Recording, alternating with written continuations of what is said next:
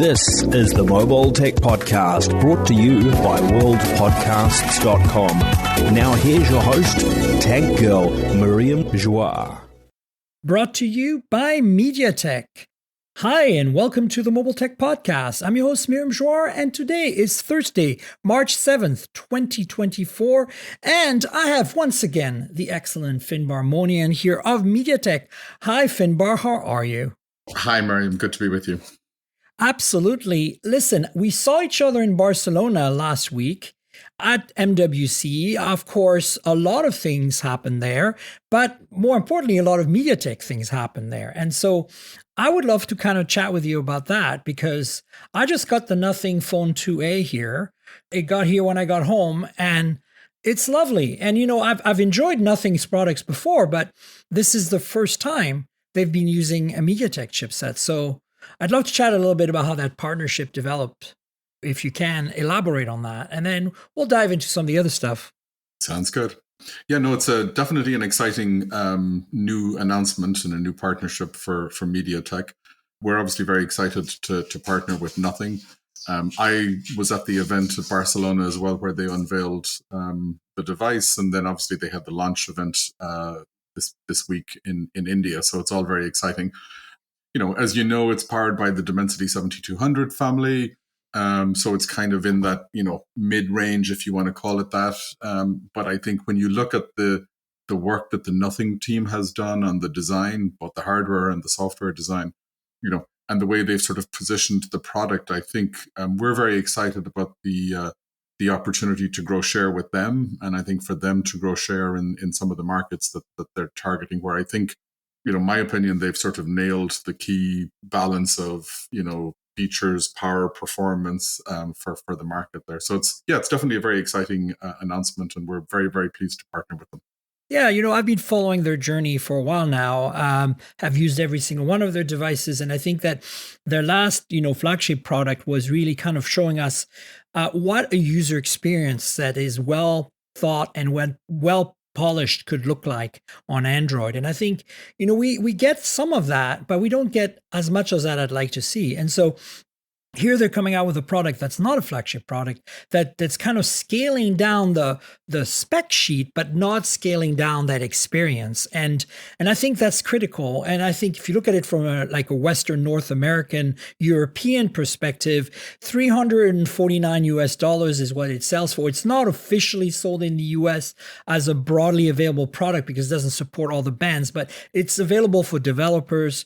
And it's really priced here as a budget device, but you look at what it achieves, and it's very much a mid-range product. Mm-hmm. And so, you know, in India, for example, where the launch is going to be, I think the pricing reflects what a mid-range phone costs in India. And I think it's interesting, I think for my audience, those who are not abroad, to kind of reevaluate their perspective in terms of what pricing looks like in different markets, because this might be price budget for our markets, but it's really a mid-range product. And I think the Dimensity 7200 reflects that, right? Yeah. No, it's a good point. And I think, you know, when you look at the main, you know, they launched in India, right? Obviously, India is going through a massive transformation of 4G to 5G transition that's happening all the way now. You know, Indian consumers are extremely tech savvy, right? They look very closely at the specs of the devices and even the specs of the chipsets within the devices. You know, we launched the Dimensity 7200 family last year. It was the first in that series.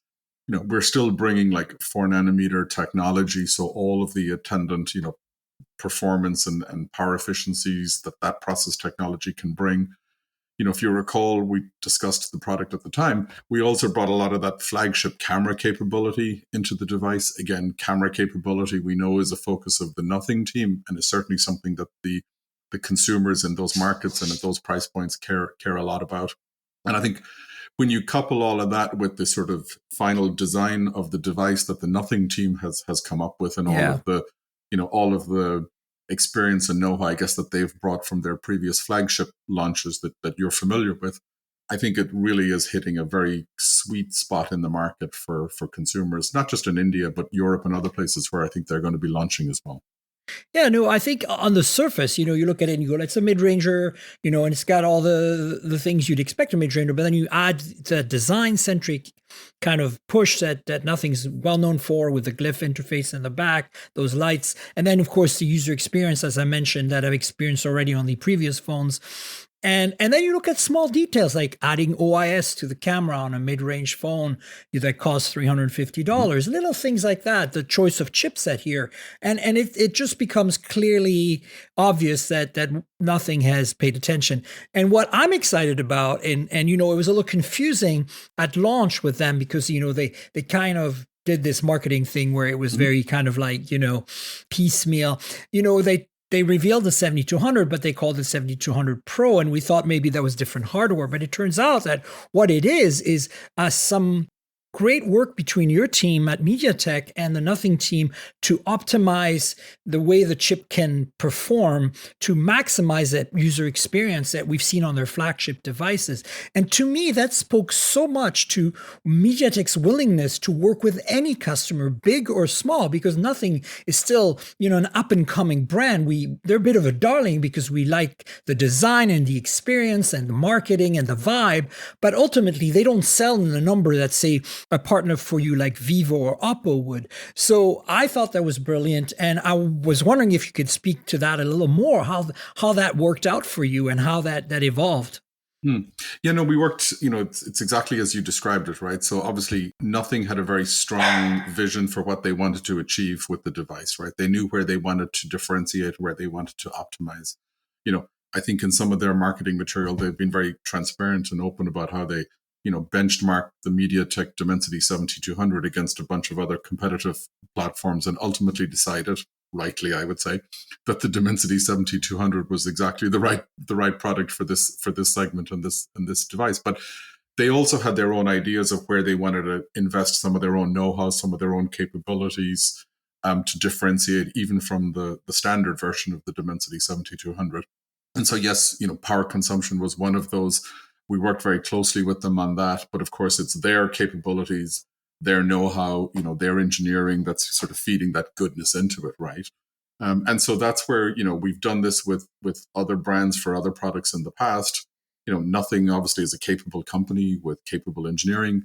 We worked with them on this. And so that's where the Dimensity 7200 Pro version as the sort of the Nothing version of the product comes from, with their differentiation, their know-how, their goodness in there.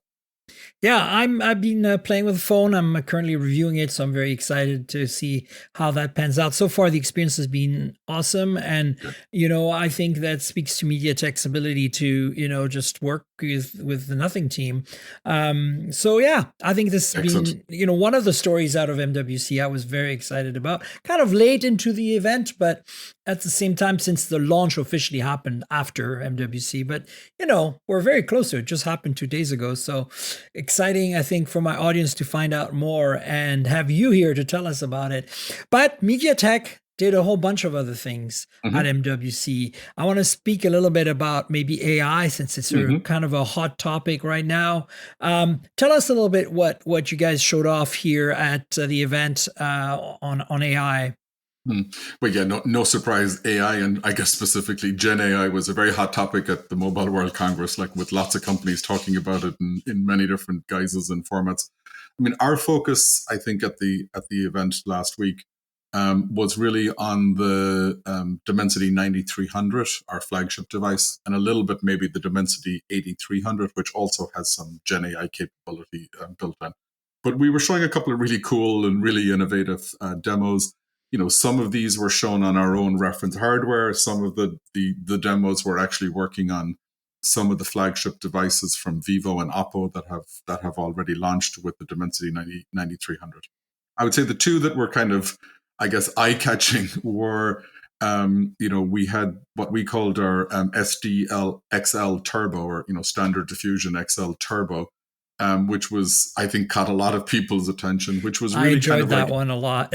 yeah, text to image generation. But as you typed in real time, the image changed, right? So there was no real lag. People were doing all different kinds of experimenting and playing with it, but you could sort of type whatever you wanted. And as you were typing and adding more qualifiers to the text, the image was changing in real time. So kind of, taking the classic, text to image stable diffusion maybe to the next level. And again, all happening on device, all happening without a network connection, all running on our, AI acceleration hardware that we were very proud of in the Dimensity 9300. Yes, Brad gave me a demo, and folks, stay tuned. I've got a reel coming up on Instagram with a little demo of that. It was a lot of fun. I think if you just kind of look at it from the outside going, okay, cool, but then if you think about what's actually happening in the sense that it is on device without an internet connection, but more importantly, every single letter that's typed in makes the image regenerate. And that's the part that kind of really caught me, as a nerd, was like, oh my God, what's going on in the background here to make this happen? It's pretty significant.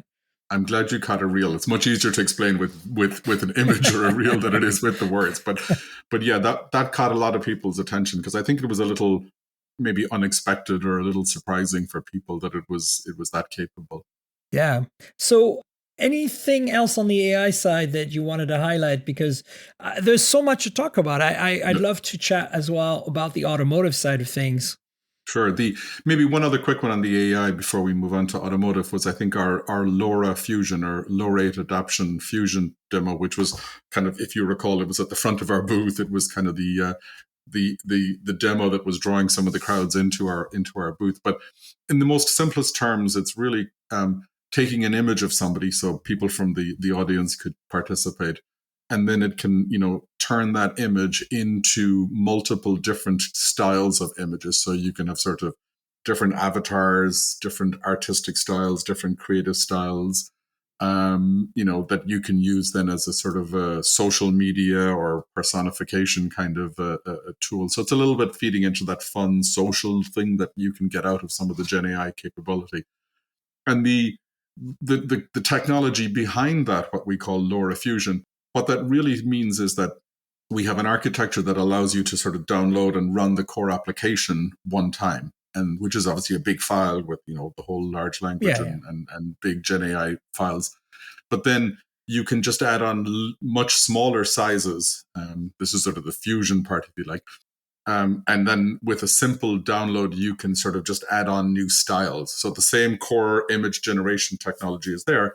The style file, if you like, comes in as a simple add-on, and then you can just sort of perpetuate that for different styles and different creative techniques as you go forward. So I think that caught a lot of people's attention as well as kind of a fun, interesting, social kind of use case for Gen AI. Kind of reminds you of some of those Instagram video filters, but on steroids, taken to the next level, basically. Exactly. And I wouldn't be surprised if we see something like that, as the devices allow on-machine AI to happen, more seamlessly. We're going to start seeing these options pop up in various apps. So it's pretty fun and exciting. Exactly. All right, let's talk about automotive because you guys had a quote unquote car on your booth. It was kind of fun. It was a stylized, kind of like a essentially wire mesh Tron-like version of a car, but you had real seats and real demos happening in there. So tell us a little bit more about what happened with automotive and MediaTek. Sure. Well, we've talked about automotive in the past. It's a major focus for us going forward. It was something we wanted to showcase at MWC again, because I think as we're looking at the, future software-defined vehicle, that whole connected vehicle is also a big part of that story going forward. So within the car, we were demonstrating some of the smart cockpit solutions for, the display, some of the hypervisor technology that we work with some of our partners on to, have single SoCs running both the cockpit sort of instrument cluster, but also the, infotainment, multimedia, car control kind of panels. And also with some other partners then talking about or showcasing, multimedia distribution within the car. So kind of moving from the smart cockpit to maybe the smart cabin, right, where you have lots and lots of displays going forward. And then a little bit as well talking about some of the connectivity and the telematics and Wi-Fi capability that we're also enabling for the car going forward. So, not a major automotive show, as we know, MWC, but I think that more and more as these sort of technologies fuse into each other, the connectivity, the AI capabilities, the multimedia capabilities, that's what we were trying to showcase at the event in Barcelona. No, it definitely was kind of cool to check out. And, I think that a lot of people, you still haven't experienced software-defined vehicles, but it's really coming at us very quickly, and it's going to really change the experience in the car. And I'm excited to see a lot of these technologies kind of like start appearing in these products. So Exactly. yeah, I was excited to see a car there. I mean, obviously Xiaomi had their own car at their booth. That was kind of a big deal. But it's not the first time. MWC had Fisker, the Ocean was at the show like back in 21 or 22, a couple of years back. So it's not unusual. And I think that I wouldn't be surprised, obviously Mobile Congress used to be called 3GSM, right? It's a congress about connectivity. Ultimately, it became the phone show, but it's really about connectivity. Right? And moving on, I just want to also kind of catch up with you on a couple of connectivity related,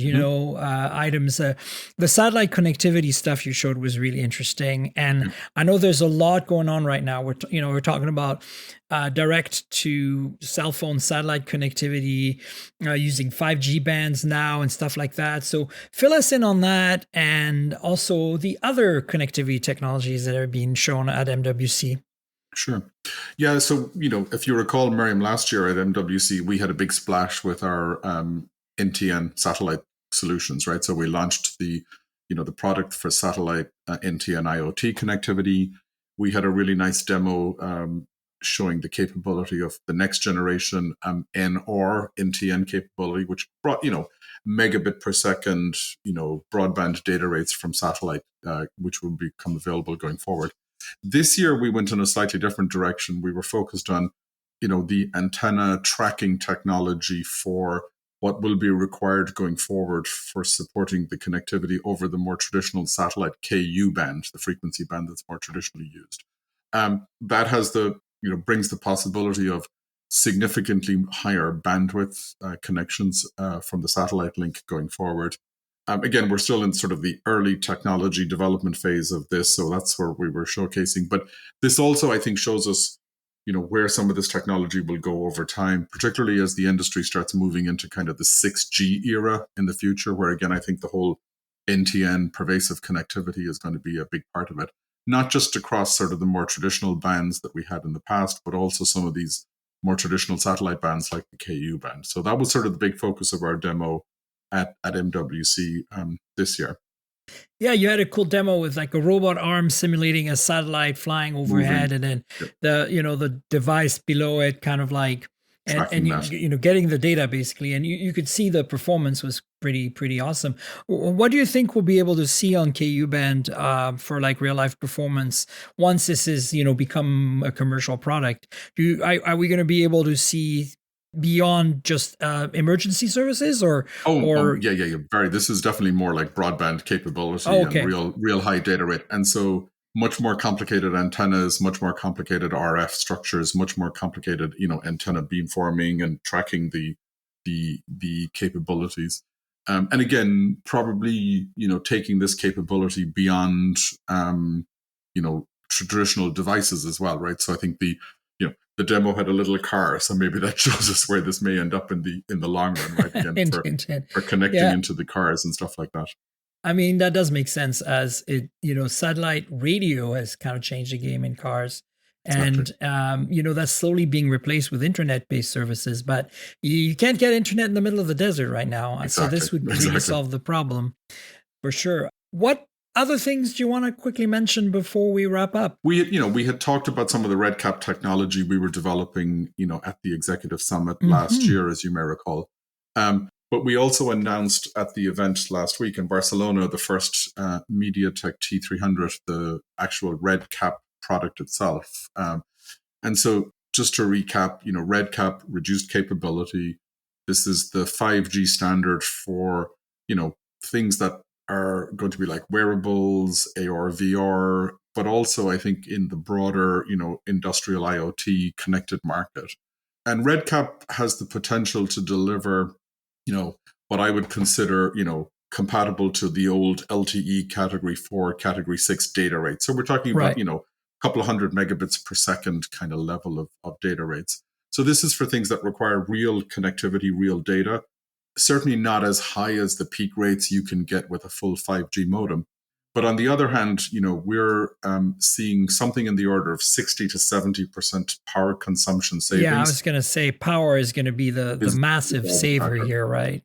Yeah. So when you get that level of power consumption savings, not just from the full capability 5G modem, but also from the historical 4G kind of connectivity technologies, we think it's going to be a breakthrough technology for some of these applications like wearables, like AR, VR, other kind of devices that can benefit from always connected cellular connectivity, where you're outside of a Wi-Fi hotspot or whatever it might be. Do you see that getting incorporated into microcontrollers going forward, basically, like for, kind of like low power wearable and other devices? Because obviously right now it's a separate product, right? Yeah. I think it could be in future. Yeah. I mean, I think in the, what we've launched at Barcelona last week is obviously the standalone red cap modem, right? So this can obviously get built into modules. They can be put into all different classes of devices, whether consumer devices like wearables or whether it's, industrial IoT kind of devices. So I think the first phase is likely going to be sort of module-based deployments with, all these applications, adding that kind of connectivity. Over time, I think as it becomes more pervasive, let's see how it develops. Great. Well, listen, I think you gave us a good perspective on what MediaTek did with MWC. I spent a lot of time at your booth because you're always so hospitable. Thank you very much for having an awesomely stocked It's great to see you. press room for a lot of us. So thanks again, Finbar. We'll definitely have you on in the future. And now let's move on to the rest of the show. Thanks, Miriam. Always a pleasure. So I'm back with TK Bay. Hi, TK. How are you? I'm doing good. I'm getting over the jet lag from MWC finally now. But yeah, no, I'm happy to be back. Yeah, but glad that we got a chance to hang out a little bit at MWC, and then now we get a chance to chat. I know it was a whirlwind. I saw you kind of like in passing, like ships in the fog kind of thing. Absolutely. But, here we are. I got back a couple of days ago because I was at my mom's house afterwards to see her. Oh, that's right. Yeah. You mentioned you were going up to Paris for a little bit. Yeah. So, I'm actually pretty good on jet lag right now, which is really surprising. It's only been 2 days. But look, I just had Finbar on to talk about MediaTek's involvement with MWC. Yeah. And we talked obviously about this phone here, the Nothing Phone 2A, and I'm holding it up for the Patreons, and you have it as well. Yeah. This thing is very, very cool, and you did a video. I'm going to post it in the show notes. What are your thoughts? I just got it when I got home, so I've literally had like a day with it so far. You've had a few days. What's your take? So I'll say this. My expectations coming into this was I'm a little bit anxious. I'm excited to see what Nothing's able to do in the A series, the more affordable version of devices, because they're known for their devices that are bang for the buck, great expectations, a lot of good hardware with the Nothing Phone 2. I got mine actually the day I was leaving for MWC, so it was delivered to the house and it was sitting at home the whole time I was in Barcelona. Right. I came back last Wednesday, so I've had my full week with it. I've experienced a lot of throwback to the Nothing Phone 2. I see the essence, the experiences they're giving us there, but I also see kind of like where the tailoring had to happen for it to fit into that 350 price point. So that it's a very much an A series. It's a budget device that's trying to give us more from what we paid for, and the appeal of what we had with the Phone 2 is there. The glyph interface is very nice. They kind of took out also some of those a few Easter eggs that we have to usually, find, like the music virtualizer and so on. They put them right there. A lot of their collaborations with Swedish House Mafia and so on were there. That was exciting for me. And OS 2.5 is actually running pretty good. I think overall, it's a well-balanced experience when it comes to that price point. And it's in my opinion, a direct competitor to, the 7A basically from Pixel, and potentially the upcoming, 8A once that becomes available at some point, because I'm thinking we're pretty close to that. But yeah, I think a lot of what you said, resonates with me as well. I feel like I have a few things I would like to comment on. I think people are calling this budget, but I think this is a mid-range phone. Okay. It's just budget priced for North America, right? Like if this is, first of all, not officially available in North America, you have to go through some hoops, like developer program. A little bit of US, song and dance there, yeah. Yeah, the US bands are not supported fully for 5G. So there are some limitations. But aside from that, I think, if you look at the pricing and the specs, this is a mid-ranger in many parts of the world. Like in India, this is a mid-ranger, right? Yeah. And I think because in their pricing world, $500 would be a premium mid-range or affordable flagship, right? Yeah. So I think for US, so 350 implies budget. But it's really not. You compare this phone to like a Moto G 5G or something that's about 350, or maybe Moto G Stylus 5G. And this thing just walks all over it, right? Oh, I absolutely. feel like you're right to compare it with the Pixel, because the 7A, because this is definitely more of a $500 phone or $450 in terms of like US pricing, right? Mm-hmm. So that's kind of one of the disconnects with this phone. It's a little hard to explain to people because, they expect like with this pricing it to be kind of more low end than the Phone 1, but it's really in many ways better than the Phone 1, and in some ways worse. Doesn't have wireless charging, right? Exactly. It's weird because it's technically a 2A, but it really is almost like a predecessor to the 2, somewhere between the 1 and the 2, not necessarily after the 2 in the architecture. No, I totally agree. The 7200 Pro that we have here, the Dimensity is way more powerful than what we would expect from a budget version device. The features that we have here, the cameras, dual 50 megapixel cameras, Samsung sensors that we have there. OIS. OIS on the main sensor, of course. And some of the main things that we get here are not typical or atypical to what we see in the budget side. The reason why I primarily kind of priced it, or at least they're trying to price it this way, is I think to bring in the appeal and to break into the market. I'm not sure why the developer option part of it, but I hope at some point that becomes a little bit more open sale for people, so that people can either benefit from the experience you're getting there, the flat display, the 120 hertz refresh rate, again, dual camera, like almost like a minion look on the back, and that see-through, beautiful, transparent backing on there. There's a lot of essence of the Phone 2 out of this. This really kind of just gets me there. Yeah. So, there are some limitations. I'm not going to say that the 7200 is the best processor, but there are some areas where I feel like we could see where the device kind of struggles a little. And there's also a little bit of management in there that's being done that I hope once this becomes officially available publicly, they work on some of the performance experiences in there. Because you'll notice that when you start doing your testing, there's a little bit of throttling going on, even with the 7200. Like I almost felt like they don't need to do it there, but yeah. Yeah, no, I think what I like about this is that, they are cutting corners, but it's really hard to find those corners, right? Yeah.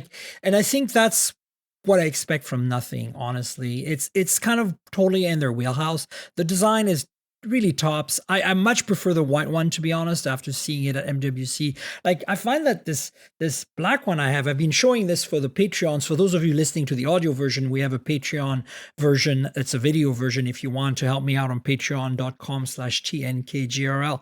But I'm looking at this phone, and like I have like the glyphs back here with the volume slider enabled. Like right now, my fingerprint sensor is not working. It's very strange. There's a few bugs like that where I think you see, if you adjust it needs the volume, a little bit you can of adjust software the love. volume like that. Exactly. Very cool. There's 3 glyphs in the back.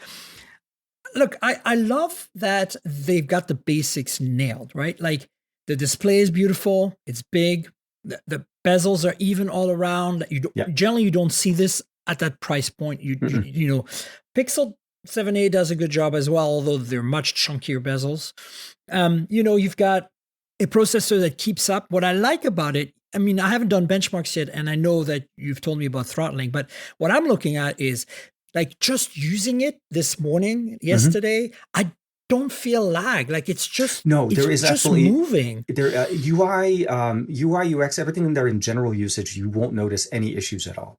I think where you'll start noticing some of it, and again, it is not an issue or a limiting factor from the hardware. I think the hardware is way more capable of doing better performance. I think it's like when you start snapping images in compression, like when we start seeing some of the dimensity challenges in there. But it also kind of counteracts the conversation that if you just run a Geekbench 6, again, not a true representation of life, as you said, you're using it on daily, you're not noticing anything. I didn't notice anything. But if you start snapping a few images, consecutive images, and jump straight into the preview, you see how long it takes to process those images, those JPEGs. So there's some, like, and I felt like it shouldn't have to do that. And then when I ran the benchmarks, in standard profile without running game mode on, you're running at almost a 611 on a single core. And that's actually quite low for the 72. And then when you run it in game mode, it jumps up to 1100. So it tells me that the governor hasn't been set up correctly. We're throttling too much on, just to try to get better battery life. I think that's exactly where they're after. Like when I talked to Finbar just now, he, first of all, I want to make it clear, like I've heard this from numerous people and now from the horse's mouth on the podcast before you, right?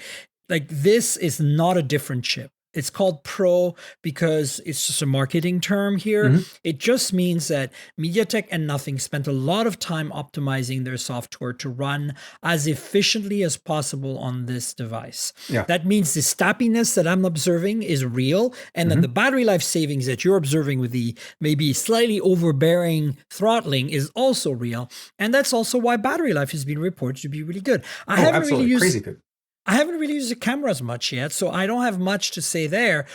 But, the results seem to be mixed. But here's what I've learned. And I think you and I are generally in agreement on this because we're both kind of camera nerds when it comes to mobile phones. That we're not like camera nerds in the more traditional sense. But I think when it comes to phones, we're there.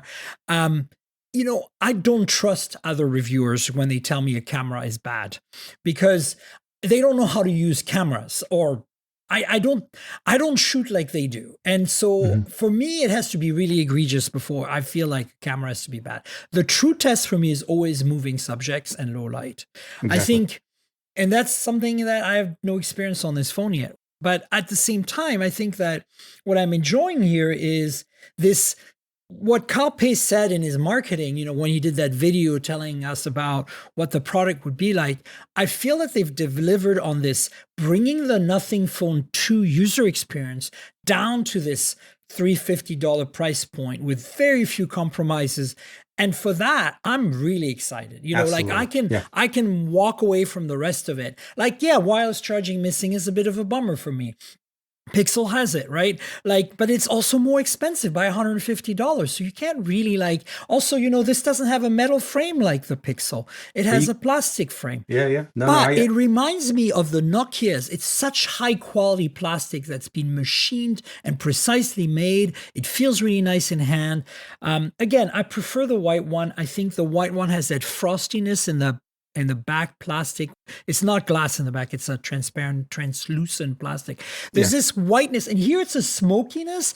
But what I find is compared to Phone 2, which I had the kind of the grayish version, it's really hard to see all this detail underneath the rear panel, right? All this little nothings, the nothingness of it, right? You know what I'm saying? Hashtag the word nothing will be said multiple times on this episode. Thank you for joining the nothing. That's kind of what I'm a bit bummed about on this black one. It's it's almost hiding its nothingness behind this very smoky back panel. Whereas the white one is okay, we have this creamy white back and it's really nice. And they have two colors, right? They have that milk and white. There's actually 3 colors total. Oh, that's right, there is. Yeah, and we got to see the white one, I think, at during Barcelona's unveiling, at the design unveiling at the party.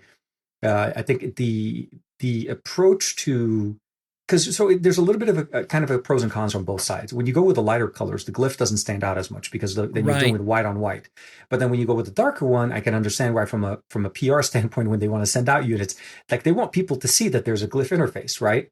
So I felt like maybe that's why. But I do know that some of our friends did receive white units. I'm not going to say that everybody did, because I think I want to say very few of us actually. Ben Geskin did get a white one. I saw that one; it looked really nice. I like both. You're right. The Phone 2 still, to me, stands out to being a lot more premium. But to meet Carl's expectations, or at least to meet Carl's, what he set the expectation level to be, it's absolutely there.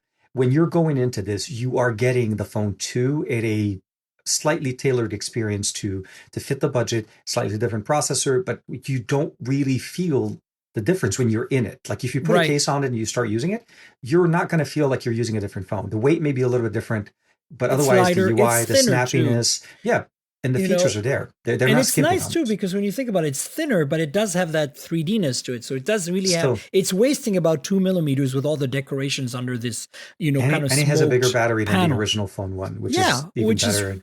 And really 45-watt impressive. charging, and like there's significant upgrades over the first one. I mean, if you compare just the 7A with that by comparison, 45-watt charging, I take versus 18. exactly.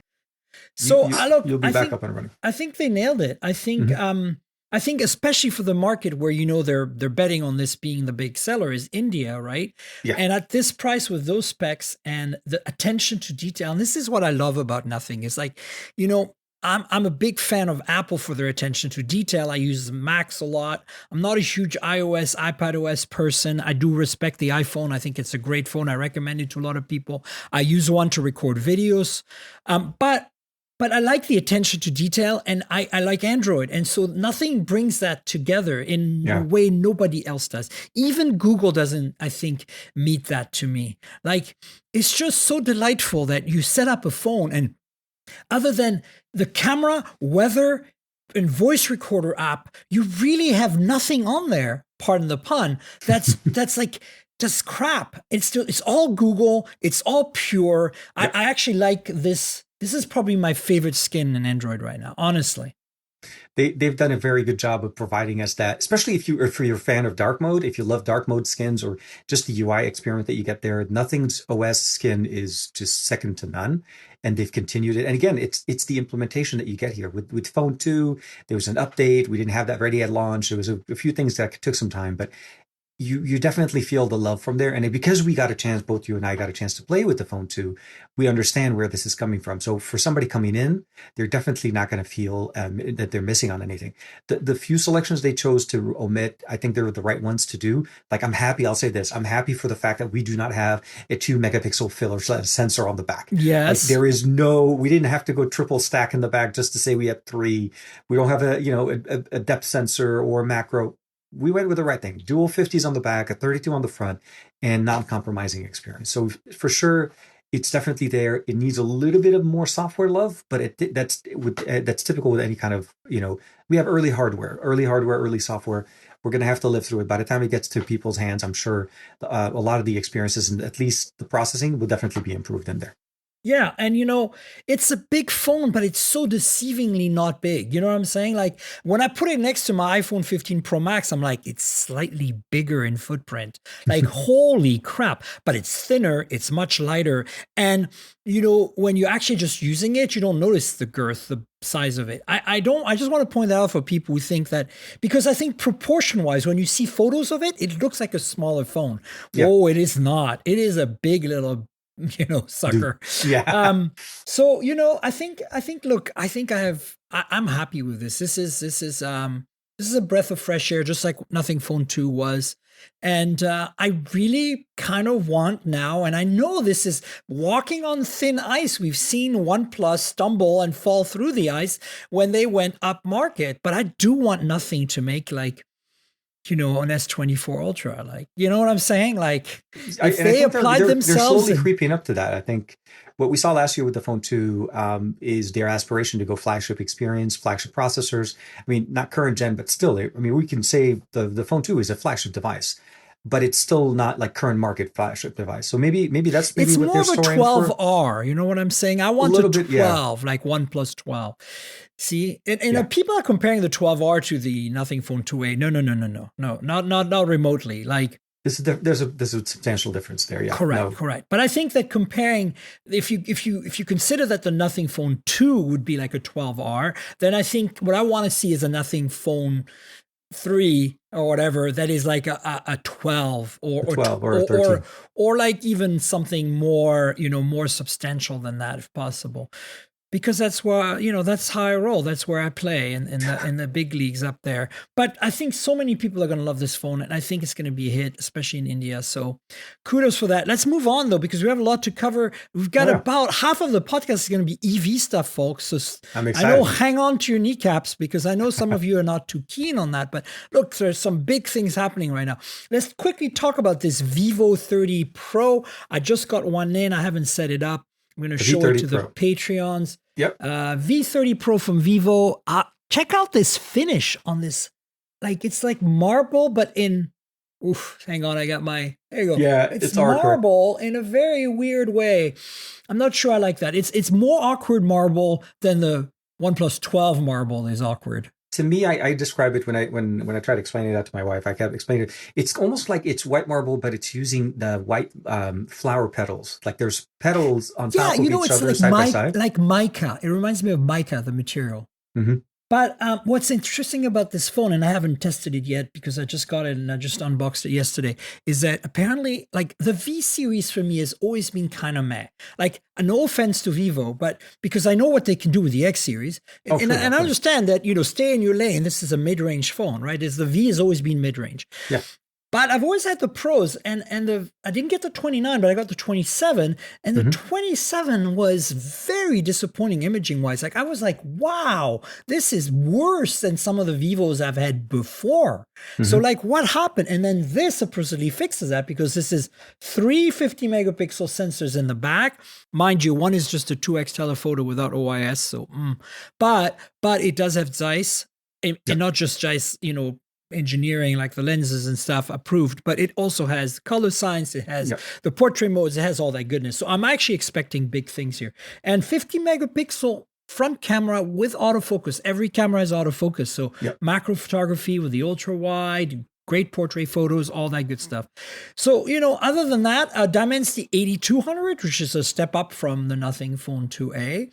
Yep. And of course, curved edge display, very typical, very thin phone, but it's very big. Light, surprisingly quite a bit lighter than I thought it would be at the fact that the battery size that it has and just for the size of it itself. Yeah, it's surprising when you change materials on the inside with the structure, you could definitely feel it right away. I mean, it's all plastic, right? The back's plastic, the sides are plastic. It's very attractive looking phone, I think, except for the weird marble petal. There's a few colors. There's a few colors. I think they thought probably that this looks better on camera or on images. Yeah. And it's more of a personal choice. You're right. I mean, had I had the option, I probably would have gotten maybe one of the other options, but it is unique. It looks, the Aura Light definitely looks very interesting, the way it fills in for the images.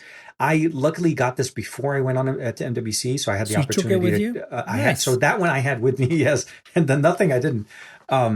So I used it. I'll say this: still photography, at least for me, has had the best improvements overall. I think this is definitely one of the better options. We did that quick tour with I was on with Xiaomi going through a sponsorship with them. Then we went and did a tour. I took some pictures at the museum in Barcelona. It handled low light. It handled the dynamic range very nice with the different the different statues in different positions, images, and so on. And I think probably my only thing that I will say is the image stabilization on it. Although it's great in image when you're taking pictures, when you go to video, not as good as I was expecting it to be. But it could have been just maybe it needs another dose of software update to optimize some of that. But in general, it was a good device, a good mid-ranger, very nice, a lot of features in there. FunTouch OS was definitely very snappy. The 8200 did not disappoint, and gaming was actually pretty decently good. Their game center that they have in there is actually very well, and there was no issues at all. I think it's a good mid-range if you're looking for the V series. It's also very bright AMOLED. I think 3000 nits peak, quite a bit, with 1260 pixel resolution on the width. So it's like halfway between a 1080p panel and a Quad HD 1440 panel, which we're seeing more and more in the upper mid range. We're starting, kind of lower. We're seeing a trend, the 1080. We're finally leaving that 1080 base. That's a thing now. Progress. Better selection is always better for the consumer. But I think both, I think between the two, I'd probably say, the V30 has a better panel maybe, purely because of the brightness level. Like it worked like a champ in Barcelona with the direct sunlight on it. Yeah. I think overall, I think if I had to kind of pick between the two photography wise, the V30 Pro with Zeiss felt a little bit more professional. Like the features in there that is just Vivo's bread and butter. Like with this, if you go a little bit more in the pro modes, I felt like nothing is more of a casual snapper. You can go in there, grab the image, switch between both lenses, shoot 4K 30 on both lenses, on both the ultra wide and the standard focal length. So it really depends on the style and what color science that you prefer. The Vivo definitely had the ability of giving us that true to life color. When you take it in the Zeiss natural, not the process option, it just looks beautiful. It looks fantastic. I'm excited because finally, the V series has, finally stepped up the game into imaging, because that, as that V27 Pro, I don't know if it was early software or what. I was just like, wow, it wasn't so much bad, overall, but if you did any kind of zooming, it felt like they were saving images at JPEG 40%, everything was just oil painting, JPEG artifacts everywhere. And I was just like, whoa, Vivo, what the, what's going on? So obviously everybody so far seems to be very happy with this camera. So I'm sure I will be as well. Yeah. But yeah, that's another phone that came out, I think, February 28th or something. And of course, it was, the embargo on that was literally the day I was coming back. So I had to make sure everything kind of went live. And then I think Nothing Phone 2A was March 5th. So these are the phones we got in the last week, basically, folks. Very fresh. So let's talk about Apple's new MacBooks. I mean, look, they're really nothing new. It's just a MacBook Air 13 and 15. And it's with the M3 chip now. So yeah, you do get more performance. The price is $1099 for the base model. It's still only 8 gigs 256, which is ridiculous. But this is my take, and I want to hear your thoughts.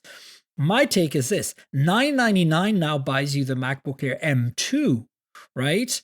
And at first I thought, okay, they've gotten rid of the wedge MacBook Air M1, which was $999. I think it went down to $899 at one point, but they've replaced that, and it's gone. It's the end of an era. The wedge shaped is gone. But I thought that was just going to be the one model that was $999. I thought we were going to get the 13 M2 for $999, 8 gig 256. And then if you wanted anything better, you had to go to M3. That is not the case, folks. You can go and configure an M2 with, 512 gigs of storage, 1 terabyte, up to 32 gigs of RAM. And you're saving money over the M3 quite a bit.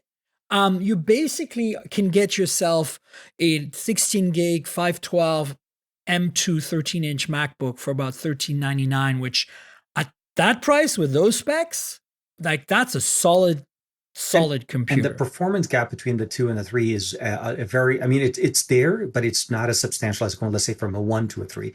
So you're definitely getting the savings of, let's say, buying the last year's flagship and getting the customizations and not breaking the bank going in. I mean, unless you really need to go into it, the M2 makes a compelling recommendation. Refurbs exist, so you might even get a better deal with refurbs. I bought MacBooks refurbed before, not through Amazon. Buy them through Apple. They're mint.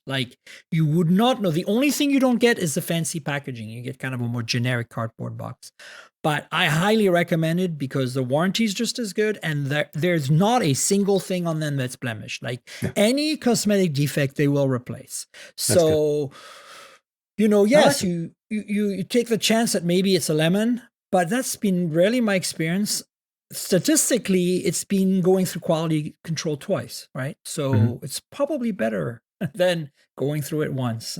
Which is what most of us actually do when we're buying our devices. Yeah, it goes to random selection QA on coming into us, and then we're playing the lottery either way. But no, as long as you buy it from Apple, even God forbid something is wrong, they'll definitely take care of it for you on there. And I'll say that I'm always going to be a Pro series type of MacBook. We're talking on a MacBook Pro.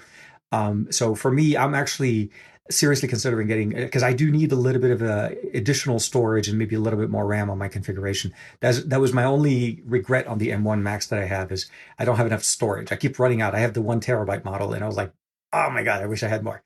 So it's nice to see the new updated Air, and I think a lot of people were expecting them. And if you want something light, powerful, it definitely meets the bill and does everything. I mean, here's a not so secret, folks. I have a MacBook Air M2 13-inch that I got as a review unit, and I didn't choose the specs. It's the base model. I actually went down from a 16 gigabyte, 512 gigabyte MacBook Air M1 down to an 8 256, primarily because of the panel. And the display is so much better, and the camera is so much better, and the speakers are so much better, and the keyboard is so much better. Just battery life also is great. The only thing I went down is on storage and RAM, and storage I'm noticing, and I have to manage it a little bit, but RAM I'm not noticing. And 8 gigs seems like it shouldn't be enough, but for most of the things I do, and again, I don't edit 4K, multiple streams of 4K video in Final Cut. I just do 1080p mostly. And I certainly don't do 8K video that's cropped or something like Marquez or some folks are doing. So, for me, I don't need a Pro.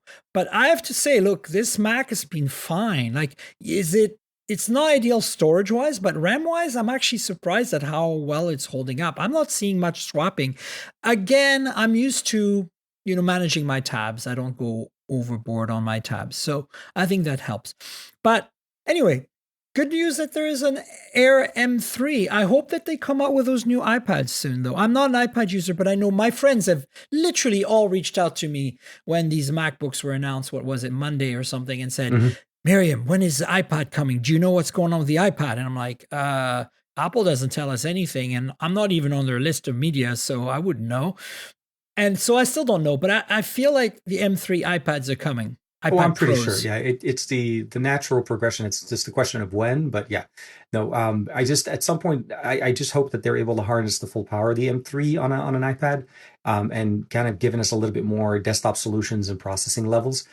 So hopefully, with DaVinci on there and some of the other options in there for editing, that you're starting to actually, push the system to use the full potential of the M3. Because M1 was strong, M2 is way better, and of course M3 just blows both of those out of the water. But it's exciting to see that the lineup is getting upgraded. I was not a believer in the Apple, the M Silicon till about a year after it came out, and all of our friends, similar friends that you and I share, have raved endlessly about how good the M1 chip is. And I moved on it, and within literally 2 days or so after done setting it up, I was like, oh my God, how does this happen? How is this physically occurring? It didn't make sense. No, I had a flight from LA to New York, and I edited 4 videos, rendered 3 of them, and I still had 40% battery. Yeah. Like, this should just not happen. Any Windows PC that is remotely gaming related, that has a decent GPU for rendering and so on, wouldn't even last an hour. But this thing was a full flight with 40%, and it just runs. It truly is one of my favorite devices. I appreciate it. Yeah. So M3. I went into it knowing, right? Like, I've always gone for the thinnest, lightest, most portable, because I always have an iMac or like a Mac Studio or something floating around that, on my desk. And so I'm working on pretty powerful machines at home. And then when I travel, I'm willing to manage my tabs and sacrifice some performance. I was on a 12-inch MacBook, the Retina one, the ones that had one port, the one that had a crappy like Intel fanless chipset. And I was fine for years, So yeah, I felt it was slow, but I could live with it. And so for years I've been saying Apple needs to make an ARM-based MacBook. Like, even before they announced that they were going to do it, when I could see what the A chips on the iPhone were doing, I was like, this would still be better than my Intel chip in my 12-inch MacBook. Mm-hmm. They never did a 12-inch MacBook with Apple Silicon. I want them to. I still love that form factor. But as soon as the M1 was announced, I knew TK, I knew what it would bring. Like, I knew that it would be the holy grail of performance and power, right? Yeah. So I was like, yeah, this is not the form factor I want, but God damn it, will I do it? Yes, and I did. And of course, it was totally worth my while. Of course. But it was lovely to see people like you and others, because I was like, I knew what was going to happen. Did I think it was going to be that good? No. I knew it was going to be better, but I didn't expect it to be that good. But still, seeing everybody just lose their freaking collective minds was so delightful. Because, look, I really hope Qualcomm can deliver with Snapdragon X. So that's where the next buck is going to be. Where can Qualcomm finally deliver on the promises that we've been hearing? X Elite, Orion, all of the things that we've been told, the benchmarks that we've seen, the theoretical numbers, because again, we haven't actually tested hardware. I'm hoping that it'll start competing, and we're actually going to start seeing Windows supporting it much more, and seeing more developers support it, and stop doing the whole emulation, just run things natively, so that we can finally get the full benefit. Again, if anything else, I want DaVinci running on this like yesterday once the hardware is available. Yeah. That's my preferred editor of choice because it's cross-platform it's compatible, fantastic. very nice. Absolutely. And no licensing required, but it runs really good. Yeah. And it flies on M1. Let's just say that to this day on M1, 4K 60 videos, for my content at least, it's basically in half the time. Like whatever the timeline is, it takes half the time to render that sucker out. And the file size is crazy small. So it's really, really good. I like the compression. It just works. I've heard lots of great things about DaVinci. All right, so let's talk about some EV stuff, and if we have time, let's talk about the Nikon acquiring Red thing because that's also really cool, and that happened this week. Okay, look, we have to talk about EVs because look, I know I did a special episode with Tim Stevens that I pre-recorded while I was in Antarctica because I wasn't sure I could have enough internet in Antarctica to do a live, remote recording like this. But I'm going to disappoint some of you, with some more car stuff because Rivian just announced their new vehicles yesterday. Literally, and like yesterday, OMG. Not only that, but since I did this podcast with Tim while I was away, Tesla has opened up their superchargers to Ford, like they said they would. And I mean by that they've finally gained access. It's not just a theoretical thing. Yep. And more importantly, TK, they did it right, meaning that it's just like Tesla. It's not just plug-in charge, but it's actually integrated in the software stack of the Ford cars, which I was really hoping they would do because that's not like plug-in charge exists on CCS. That's not the issue. It's more like, can we get the route planning to actually bring you to the right stations? Anyway, let's talk about Rivian first. What is your gut feeling about Rivian's announcement yesterday? 3 cars, R1, R3, and R3X. So for me, I'll say this. I'll say my first impression was the design is beautiful. It's absolutely gorgeous.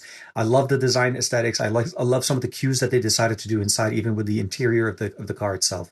And the biggest thing that probably resonated with me the most is their foray into competing straight with the Model Y. Like they're going head to head with the Model Y on the crossover there with the smaller form factor, but even also on the pricing. They're finally bringing it in. I mean, don't get me wrong. 45,000 is not it's not like a free car. It is still something that you need to work into. But in the EV world and what Tesla has been basically living in for so long on the Model 3 and the Model Y, it's a very nice thing to see them jumping into it. I'm hoping that they're able to. I'll probably say this. The wait time is primarily my only anxious thing. Having to say that it's early 2026 is like we're still in early 24. It's like, okay, wait, hold on a second. Like if you thought waiting for a Tesla order right now is long, which it is, this is just going to make you like for years. But I lived through that with a Model 3, so I can probably handle it. I'm living through it right now with a Model 3. But yes, no, I'm with you on the wait time. But it's exciting. It's exciting to see that. There's a little bit of uncertainty depending on how you look at it on the financials on Rivian. Do you want to basically, take a chance on it? But from what we've seen, from what we have, their decisions that they're making right now, they look like they're very committed to getting and delivering these new cars. And again, the charging is going to be the biggest thing I think for me. As we talk about the Ford, that is a big part of it. That is a big, massive part of any kind of EV that you pick up. How easy is it for you to charge? Where can you charge it? How flexible the charging ecosystem is. And I think Rivian's the right company to put that competition into that 45,000. So I'm excited to see what they're going to do, and I'm happy. But again, with a few areas where I'm a little bit concerned, but that's with every company, even our regular old Teslas. 100% agree with all what you said. I think for me, we all expected the R2. Obviously, the R2 actually competes directly with the Model Y. If you look at the size, the capacity for carrying people and things, the price, $45K, that's where a base Model Y starts roughly, like it's very much, to me, this is the bread and butter car for Rivian, because here's the reality.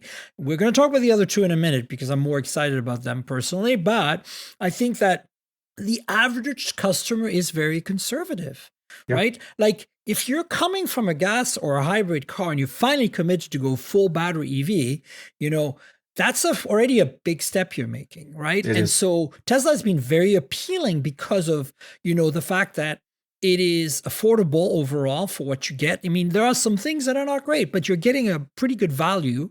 And then you're getting supercharger network access, which means that you can possibly, in many cases, consider leaving your gas car behind altogether. Like you no longer have to worry about range anxiety because the range is good. You don't have to worry about charging anxiety because there's lots of chargers everywhere, at least on the major roads of the North American market. And in Europe, it's all CCS anyway, so you're fine. So I think, seeing them kind of like nail that price bracket, that segment.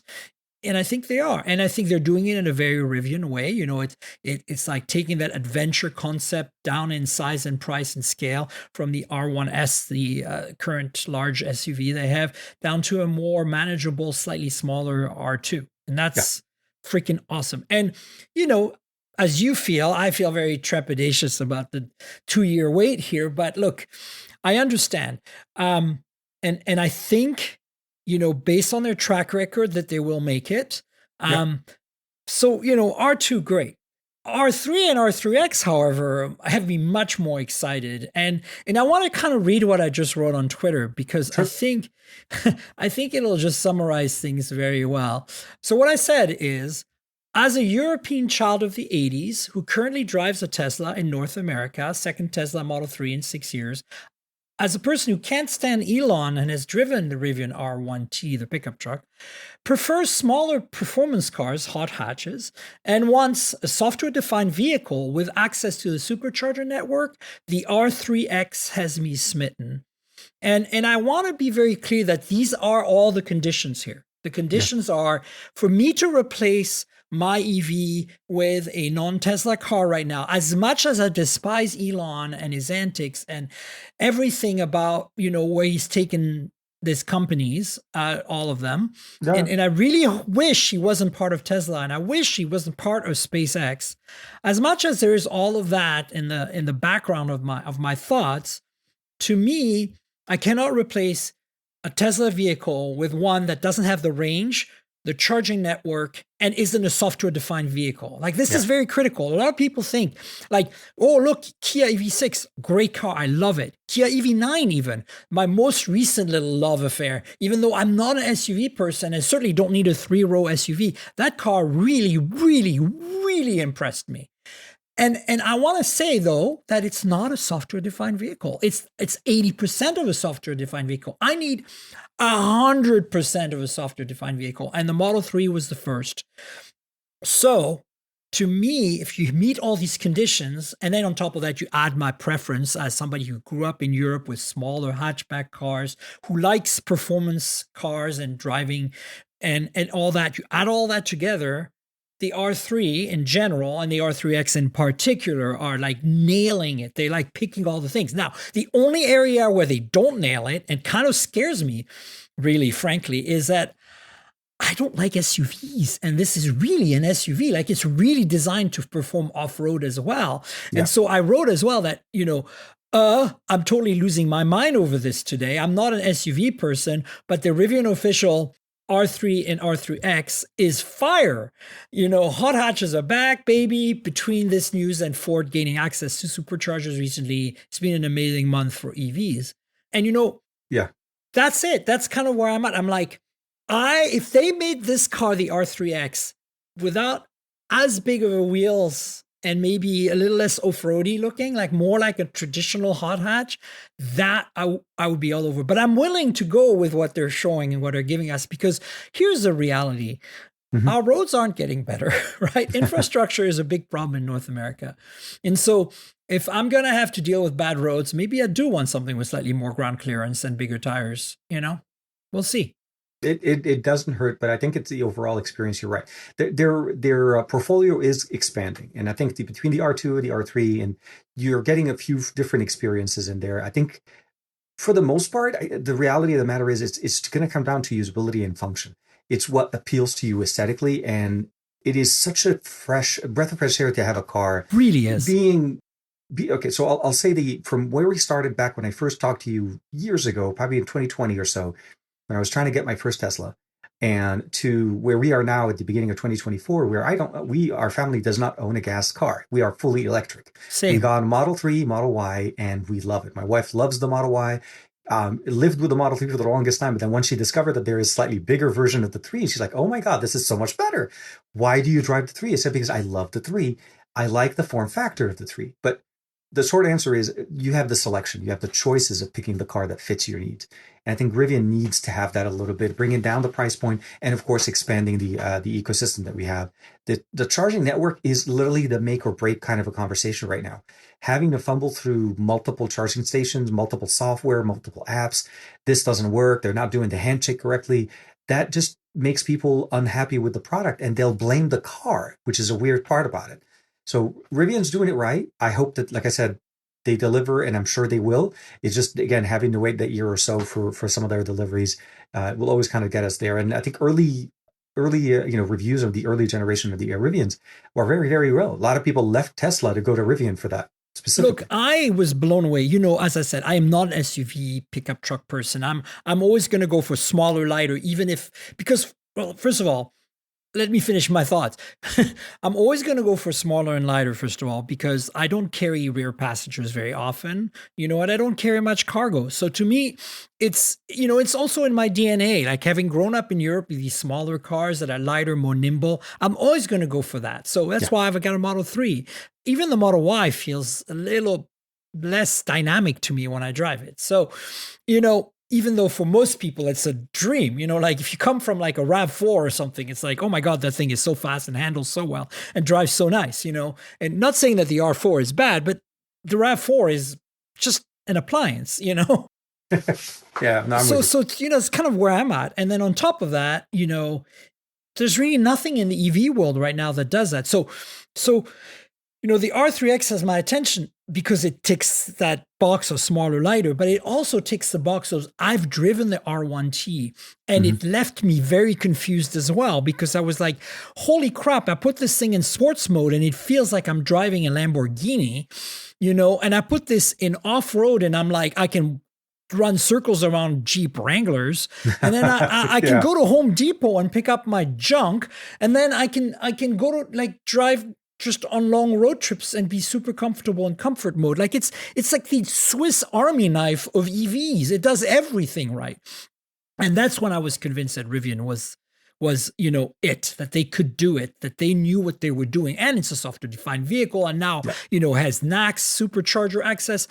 So all the boxes have been checked, and that's why I'm particularly excited, and I think they can deliver. Now, the R3, I hope they're going to have some internal discussions here, because look, I still think the R2 is a bread and butter car. Like, I think that they need to get it out as soon as possible, because for more traditional, more conservative people that didn't grow up in Europe, don't want smaller, America wants bigger and they want SUV. That's the reality. And I think the R3 is not quite there for that.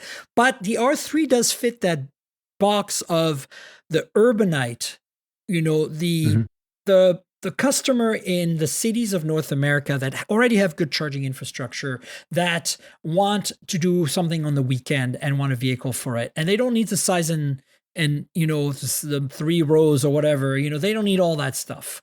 And I think in that sense, I hope they can try to somehow speed it up. And back to what you were saying initially, I think after this reveal, Rivian is in a good place to find investors. Like, I think that they can now turn around and say, look, we need a cash infusion to get this going. Who wants to pay up?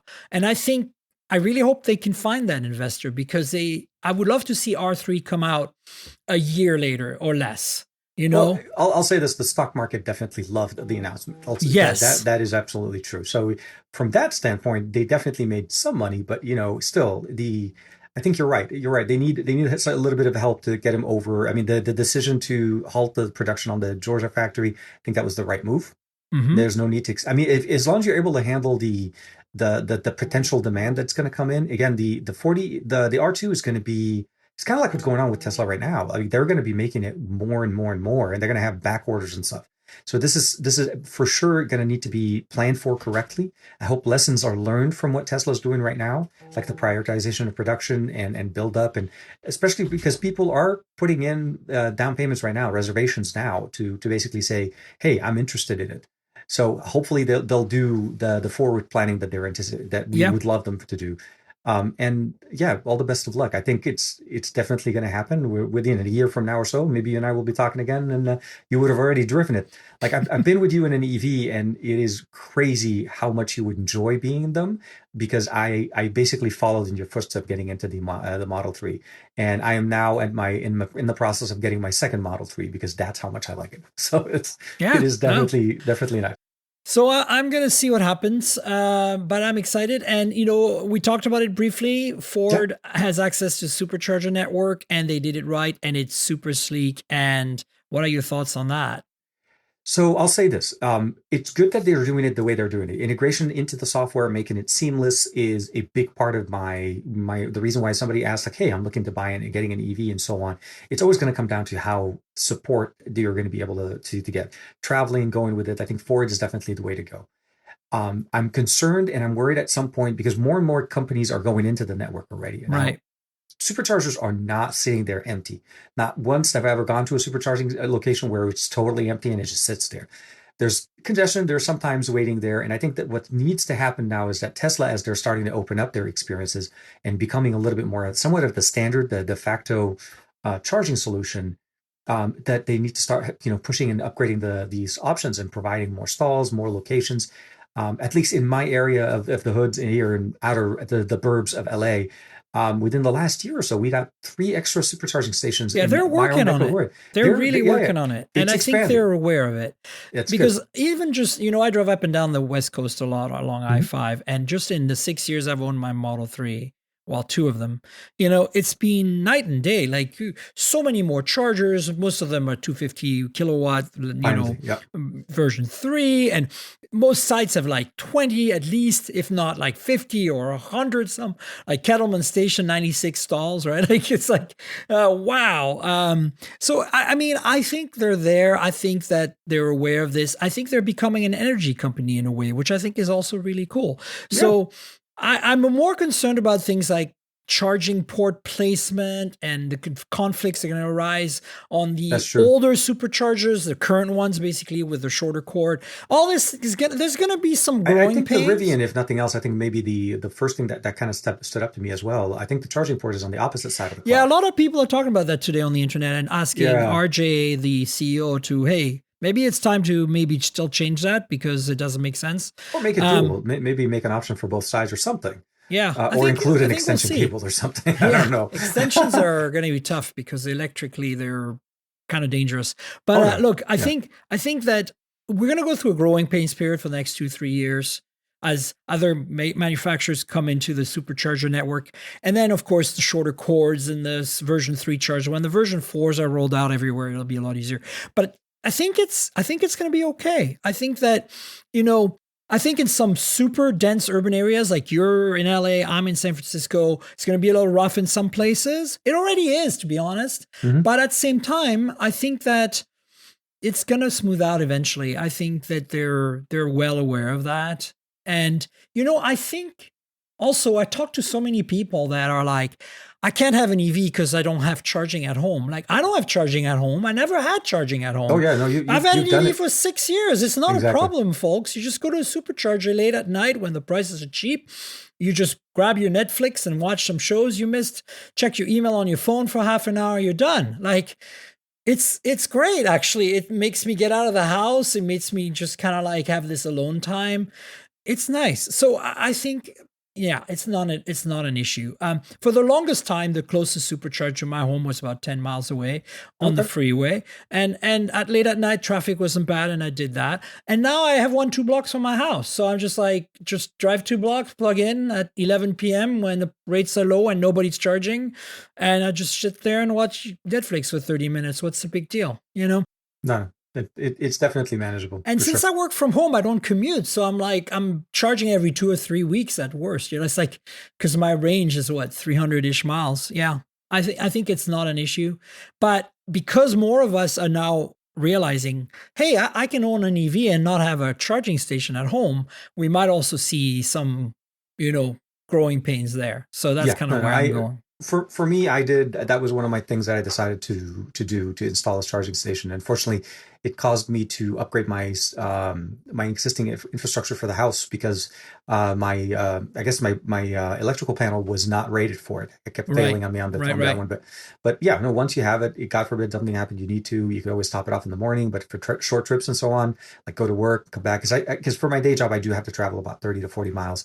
So it is fun to drive, fun to charge, and I'm also lucky enough that at my office they have charging. They're not Tesla chargers, but they're like the slower ones. Level 2, right? Yeah. Yeah. When you're in the office for 8 or 9 hours, you'll be back up in no time. Even if it's charging at like a 30 or 32, my 32 amps, it's not a bad idea.